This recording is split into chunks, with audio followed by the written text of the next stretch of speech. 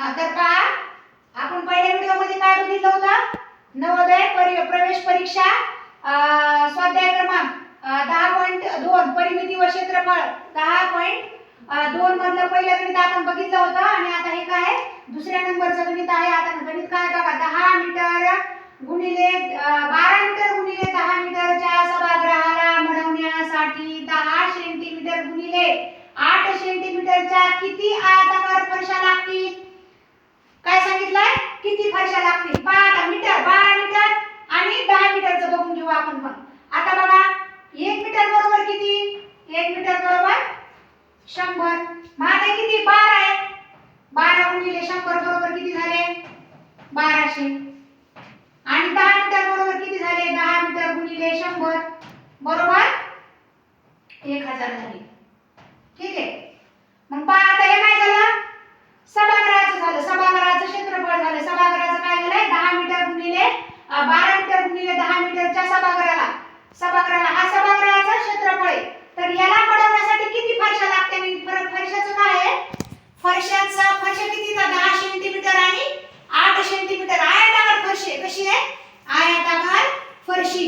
आता आपल्याला काढायचं काय आहे? ही फरशी अशी आयताकार आहे. मग आपल्याला काय काढायचं आहे? फरशीच्या संख्या काढायची.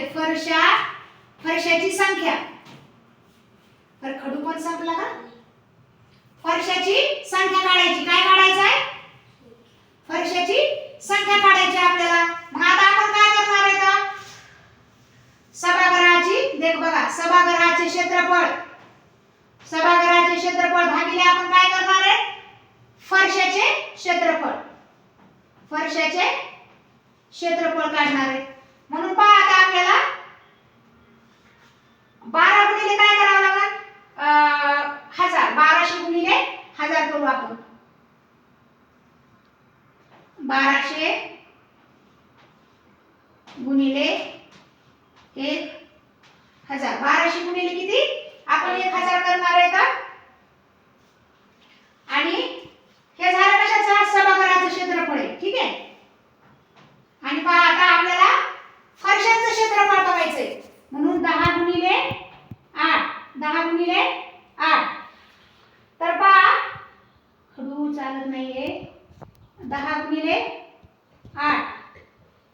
10 गुणिले किती आहे? 8. हा पहा आता सभागृहाचे क्षेत्रफळ भागिले फरशांचे क्षेत्रफळ. म्हणून फरशांचे क्षेत्रफळ किती आहे? 1200 गुणिले 1000 आणि भागिले काय करावं लागेल? फरशाचे क्षेत्रफळ 10 सेंटीमीटर गुणिले 8 सेंटीमीटर म्हणून 10 गुणिले 8. ठीक आहे. आता पहा 4 दोन्ही 8. ठीक आहे. 4 दोन्ही 8. 4 दोन्ही 8. 4 त्रिक 12 आणि 0 ला 0. 4 त्रिक सगळ्यांना दिसतंय ना क्लियर? 4 त्रिक 12.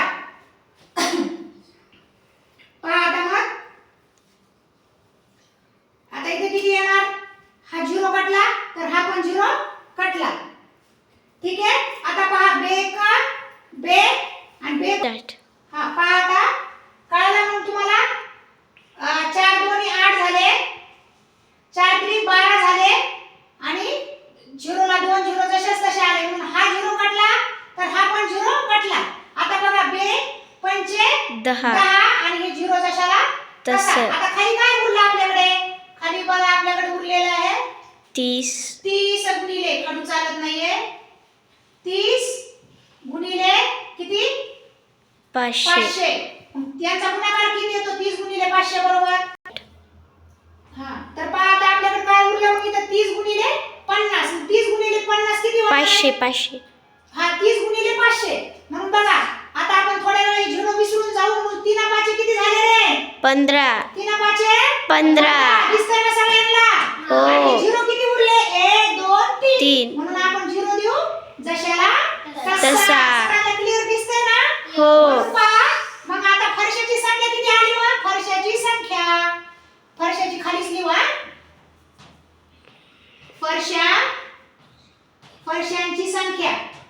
फरशांची संख्या किती आली? 15,000 का 1500? 1500. हा मग किती फरशा लागतील? 10,000. मग पहा 12 मीटर गुणिले 10 मीटरच्या सभागृहाला मडवण्यासाठी 10 सेंटीमीटर गुणिले 8 सेंटीमीटरच्या 1500 फरशा लागतील. ठीक आहे, सगळ्यांना समजलं? 15,000. 15,000 फरशा लागतील. सॉरी 15,000 फरशा लागतील. तर सगळ्यांना गणित समजलंय ना? हो. हो, समजलं असेल.